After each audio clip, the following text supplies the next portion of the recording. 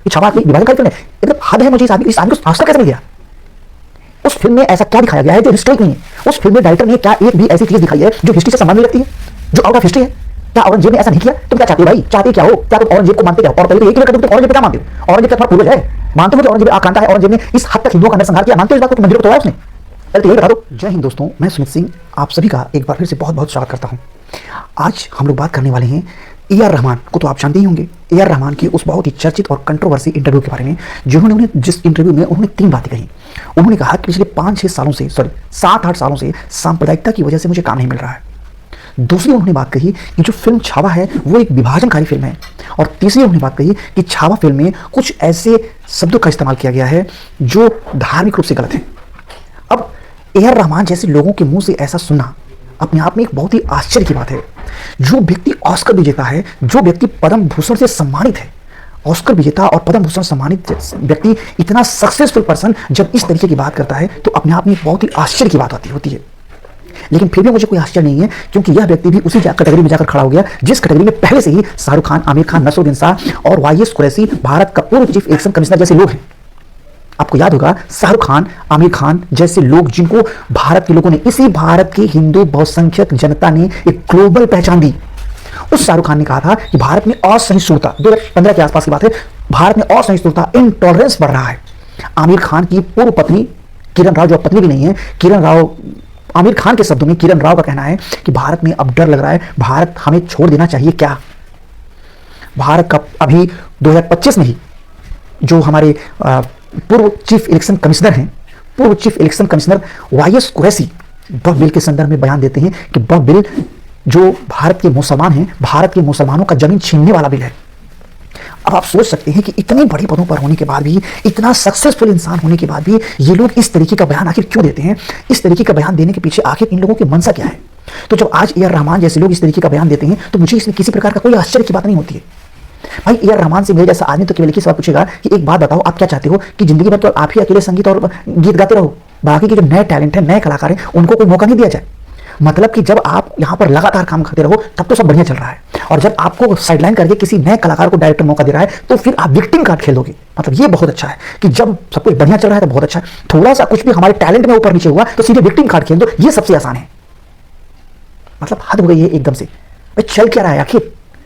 इतने बड़े पद पर इतने सक्सेसफुल इंसान होने के बाद भी, कितने भी बड़े पद पर जाने के बाद भी ये विक्टिम कार्ड खेलते रहने से आप जैसे लोगों को तो कोई नुकसान नहीं होता है, लेकिन नुकसान होता है इस देश के सौहार्द को, नुकसान होता है उन आम लोगों की सोच में जो परिवर्तन आता है। आप जैसे लोग जब इस तरीके से बयान दे देते हैं तो भारत का जो एक बड़ा वर्ग है जो इस चीज को लेकर सोचने लगता है कि क्या वाकई में ऐसा है? क्या वाकई में ए.आर. रहमान जैसे लोगों के साथ ऐसा हो रहा है? जब ए.आर. रहमान जैसे लोगों के साथ ऐसा हो सकता है तो फिर हमारे साथ क्यों नहीं हो सकता है?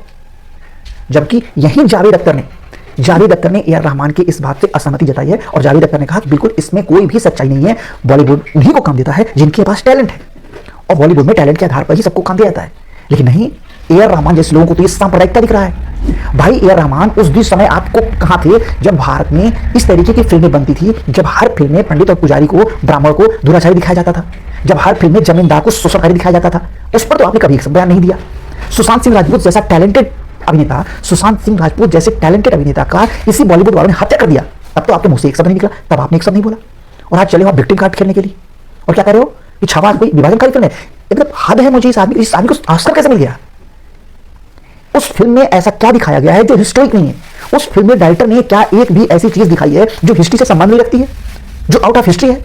क्या औरंगजेब ने ऐसा नहीं किया? तुम क्या चाहते हो भाई? चाहते क्या हो? क्या तुम औरंगजेब को मानते क्या हो? और पहले तो यही क्लियर कर दो कि तुम औरंगजेब को क्या मानते हो? औरंगजेब क्या तुम्हारा पूर्वज है? मानते हो कि औरंगजेब आक्रांता है, औरंगजेब ने इस हद तक हिंदुओं का नरसंहार किया? मानते हो इस बात को कि मंदिरों को तोड़ा उसने? पहले तो यही बता दो भाई। छावा जैसी फिल्म, इतना बेहतरीन कैरेक्टर अक्षय खन्ना ने निभाया, और इतना बेहतरीन कैरेक्टर जो छावा के रूप में विकी कौशल ने निभाया, और ऐसे फिल्म पे तुम इस तरीके की टिप्पणी कर रहे हो?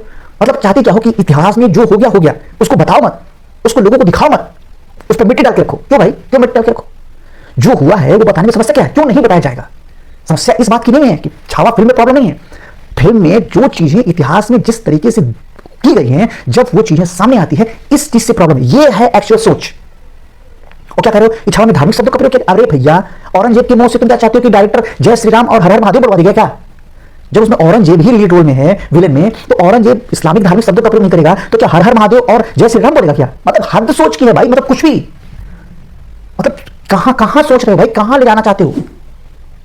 तो ये इन लोगों की वास्तविक स्थिति है।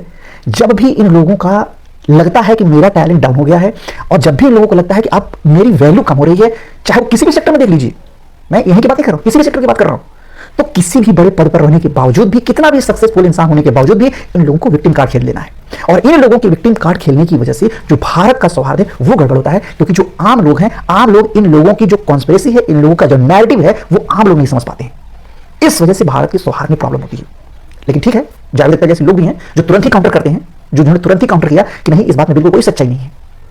और मुझे लगता है कि वहां पे केवल तुम अकेले मुसलमान एक्टर और कलाकार थोड़ी ना हो भाई। सलमान खान है, शाहरुख खान है, आमिर खान है। शाहरुख खान का पठान आया, इतना बड़ा बिजनेस किया शाहरुख खान के पठान ने। शाहरुख खान का जवान आया, ग्लोबल फिल्म बनी, इतना बड़ा बिजनेस किया। कैसे कर ले रहा है, कैसे कर ले रहा है भाई, कैसे कर ले रहा है? केवल धर्म विशेष के लिए जाकर वहां पर फिल्म देख ले रहे हैं और इतना बड़ा बिजनेस कर ले रहा है। शाहरुख खान, सलमान खान, आमिर खान जैसे लोग बेहतरीन काम कर रहे हैं, उनको बहुत काम मिल रहा है, और आप जैसे लोगों को यहां पर सांप्रदायिकता दिख रहा है। तो ये इनका वास्तविक चरित्र है। और जब किसी बात को लेकर विवाद बढ़ जाता है तो फिर बयान दे देना है कि नहीं नहीं, मेरे बातों को, मेरे शब्दों को गलत तरीके से पेश किया गया। क्या गलत तरीके से पेश किया गया? बोलने से पहले सोचना चाहिए कि हम क्या बोल रहे हैं, बस। लेकिन सोचना क्या चाहिए, जो अंदर है वो निकल गया। रियलिटी यही है। बाकी इस पर आप लोग क्या राय है, आप भी अपनी राय जरूर दीजिएगा। मिलते हैं एक नए मुद्दे के साथ। जय हिंद।